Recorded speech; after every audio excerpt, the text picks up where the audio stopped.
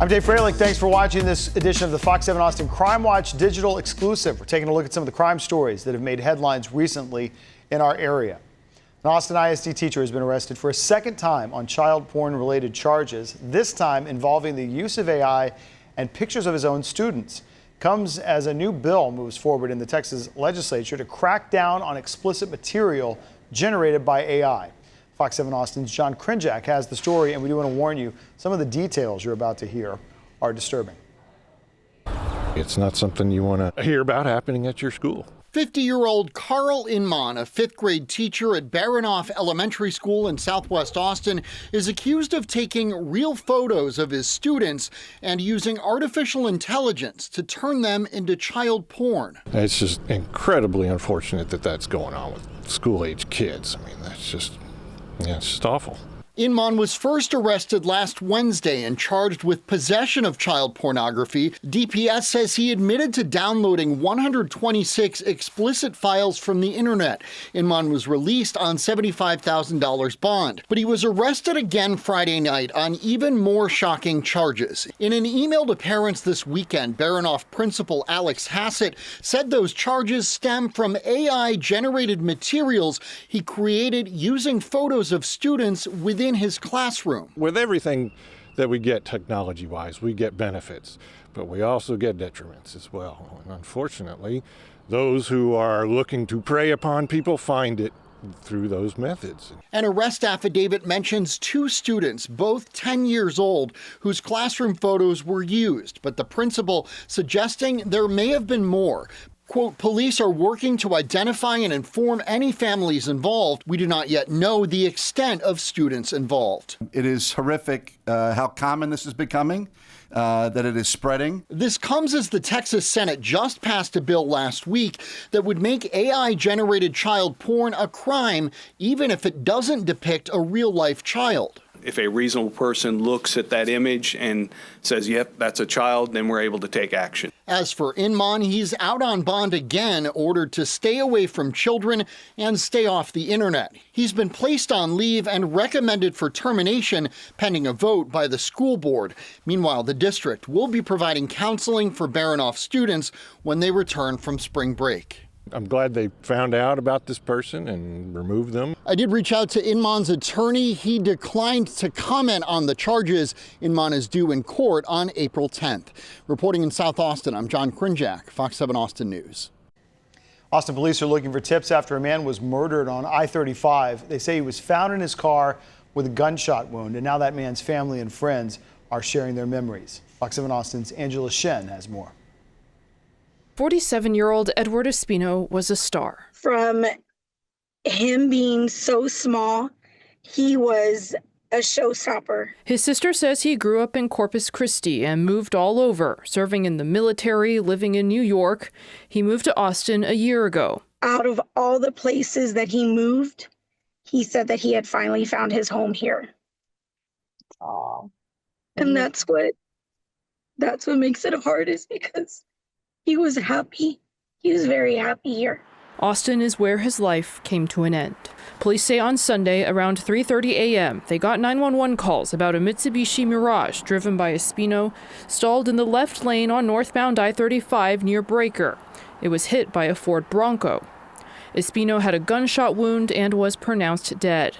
Police say the driver of the Bronco cooperated and is not connected to the homicide. In an update Tuesday, APD said they're looking for tips on who shot Espino. No suspects have been identified yet. His tearful family looking on. Police believe road rage was involved. It's a tight 5-minute window. Anybody driving that area that may have heard any kind of shots fired or seen anything or any kind of vehicle disturbance. Tuesday afternoon, detectives shut down the area on I-35 for several hours looking for evidence. Meanwhile, Espino's friends and family are remembering the light he was. He did comedy, theater, singing. He is absolutely one of the most amazing people you'd ever meet. He had a brightness about him that he could just become instantly your friend. When Eddie would enter a room, everybody would just kind of gravitate towards him. His loved ones want to know who took his life. He didn't deserve to have his life stolen. We want closure. That's and we deserve it. And he didn't deserve to leave life alone. So many people loved him. Angela Shen, Fox 7 Austin News. Austin police are looking for 3 people accused of robbing a mother and father who were visiting a park with their toddler. Happened on February 24th around 7:30 at night. The family was at the Georgian Acres neighborhood park in North Austin near Powell Lane and I-35. Investigators say the suspects walked up, held them at gunpoint, assaulted the parents, and took their property. The suspects are described as white or Hispanic men in their late teens to early 20s. All 3 were wearing black face masks. They were last seen walking behind the bridge at Granada Apartments, then heading east toward I-35. If you have any information, you're asked to please call Austin Police or Crime Stoppers. There are new details about the crash on I-35 that killed 5 people and injured about a dozen others. We now have the affidavit revealing more information about the driver and his mental state on the night of the crash. Fox 7 Austin's Katie Pratt visited the Travis County Jail where the driver accused of causing the wreck is now behind bars. An infant child and 3 adults are dead. About a dozen people were taken to area hospitals for injuries, half of them critical and life-threatening. The horrific crash happened a little before midnight on Thursday, going southbound on I-35 near Palmer Lane in North Austin. This is a difficult situation, and my heart and prayers go out to everyone involved and impacted. We're told traffic was slowing to a near stop because of the construction work zones. The work zone consisted of closure from 3 to 1 lane and a reduction in the speed limit. Witnesses reported seeing the semi plow through vehicles like it never even braked to slow down. The crash site involved nearly 20 cars and took 14 hours to clear. Estábamos en la línea del lado derecho. We were in the right lane when you suddenly heard the... My husband looked through, saw in the rearview mirror, and there was an Amazon trailer that came through and crashed into all of the cars. Another person on the scene told police that there was a driver who was trying to leave. 37-year-old Solomon Waldekiel Araya was found hiding in his 18-wheeler with an Amazon Prime logo. Araya saying someone cut him off and that he tried to slam on the brakes, but they didn't work. The APD officer with the Commercial Vehicle Enforcement Unit could not find any issues with it. A truck-tractor approach failed to slow down and struck several vehicles. Texas DPS pulled up several transgressions filed against Araya in the week leading up to the fatal crash, including past and present issues with logging his hours of service, as well as hazardous moving violations while driving a commercial motor vehicle. The suspect was due in a Wilmer courtroom near Dallas the morning after the crash for going more than 30 miles per hour over the speed limit. This incident was incredibly chaotic, and it was spread out over about 1/10 of a mile. According to the affidavit, Araya's eyes were bloodshot and watery. His speech was mumbled. Araya told officers that he had not been drinking, wasn't on drugs or taking any medications, got plenty of sleep, and took a 3-hour nap before getting behind the wheel. But after conducting several sobriety and field tests, they found him mentally and physically incapable of driving. He was then placed under arrest for a DWI. Araya also told police that he had been on the road for 2 hours traveling from Dallas to San Antonio. Indicators led investigators to believe he could have been under the influence of CNS depressants, which are medications like Xanax or benzos that have a sedative, tranquilizing effect. Police say he understood English but mostly spoke Tigrinya, which is native to Ethiopia, a country in East Africa. Araya is being charged with 5 counts of intoxication manslaughter, a charge for each life ended, and 2 counts of intoxication assault. Katie Pratt, Fox 7 Austin News. Video shows Austin police slamming a transgender woman to the ground in downtown Austin in an altercation that police say happened earlier in the month.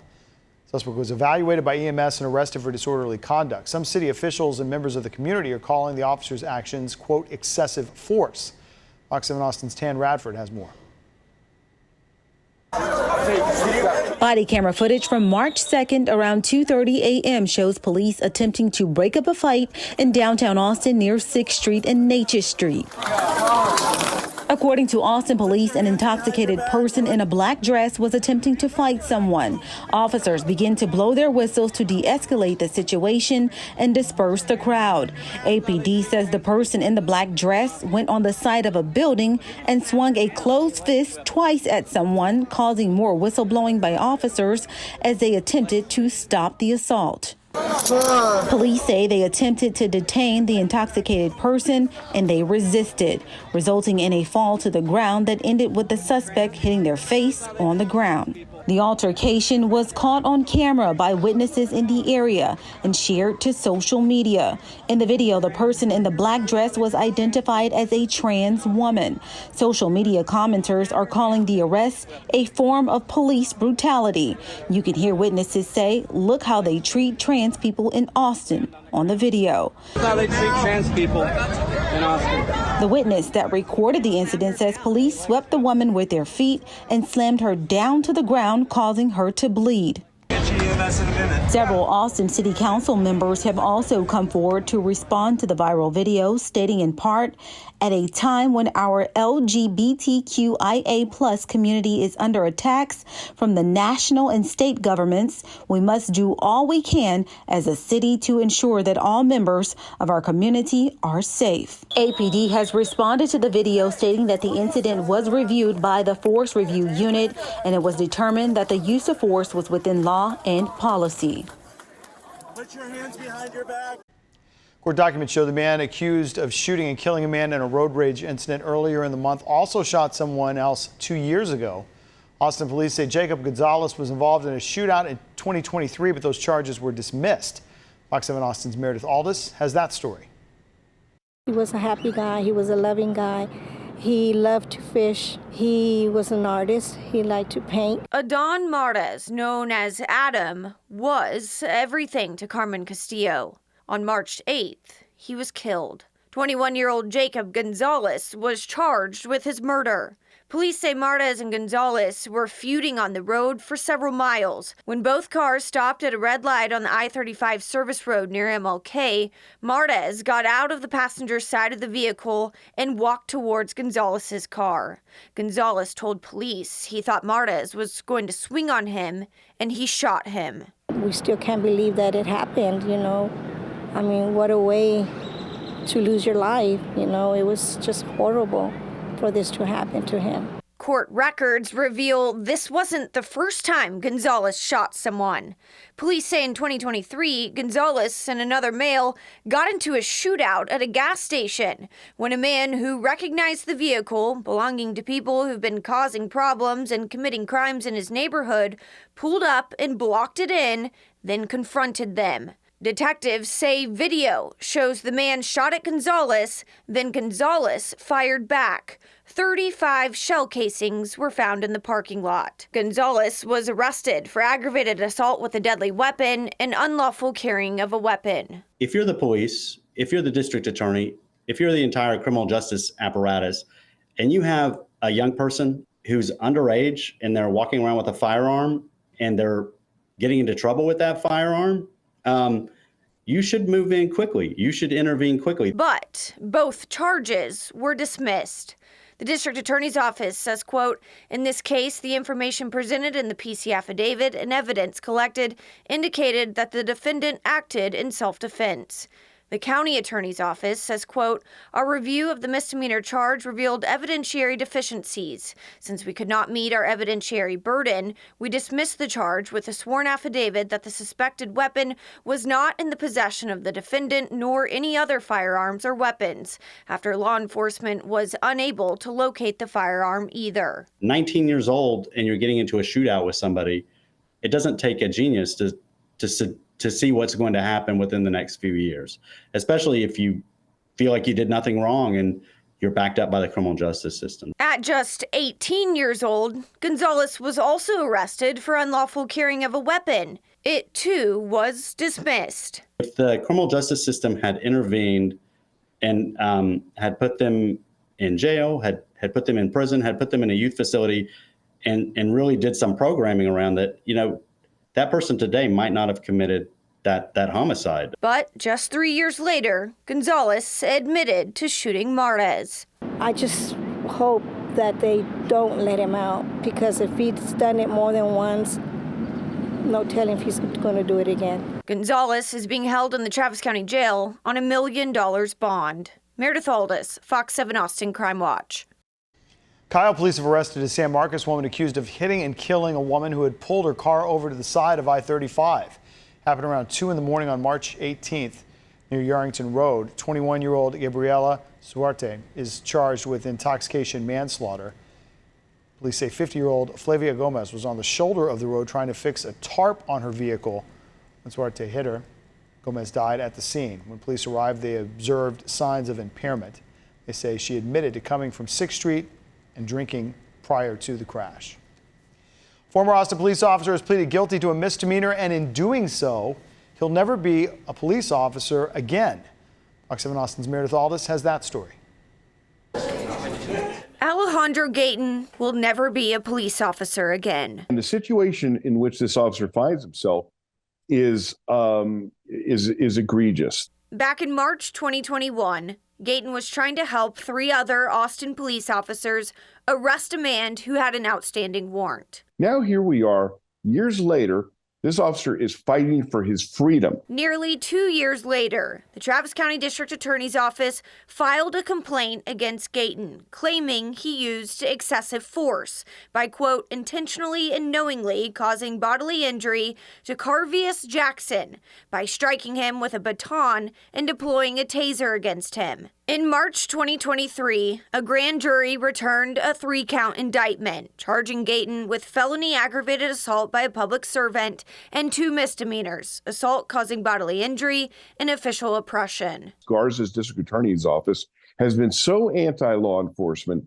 has been so committed to prosecuting police officers in the city of Austin, Travis County, that he's the latest victim to fall to the Garza's anti-law enforcement, anti-public safety, political agenda. Gayton agreed to a plea deal Tuesday. This is a sad, sad day that this officer was forced to take a plea in order to avoid prison, which there's absolutely no doubt that Garza would have pushed for. Gayton pleaded guilty to the lesser charge, waiving the other charges in exchange for 2 years deferred adjudication, anger management courses, a letter of apology to the victim, 40 hours of community service, and permanent release of his Texas Commission on Law Enforcement license. And you cannot serve as a police officer or law enforcement officer without that license. Gayton's attorneys say he's focusing on the future. Quote, Alex Gayton served our community as an Austin police officer for over 7 years. While proud of his contribution,